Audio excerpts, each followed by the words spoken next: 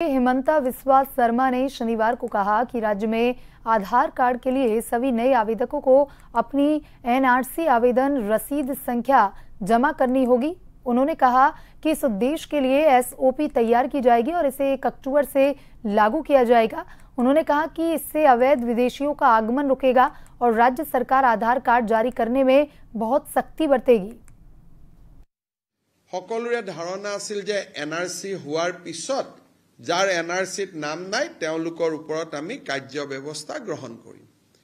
কিন্তু এই সময়ছোৱাতে যোৱা 2 মাহত আমি দেখিছো যে বাংলাদেশৰ পৰা কম কৰিয়ে হওক মাহত 20 জন 30 জন 25 জন অনুপ্ৰৱেশকাৰীক আমি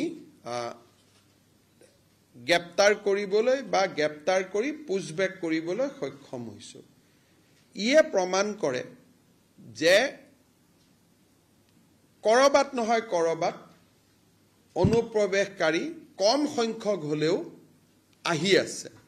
সেই কাৰণে আমি অসম গভৰ্ণমেণ্টৰ ফালৰ পৰা বিদেশী নাগৰিক চিনাক্তকৰণৰ যেটো প্ৰক্ৰিয়া তাক আজি আমি ইন্টেনসিফাই কৰিবৰ বাবে এটা আমি নিৰ্দেশ দিছো আৰু এই নিৰ্দেশখন আমাৰ 7 ছেপ্টেম্বৰ আজিৰ দিনত আমি উলিয়াইছো।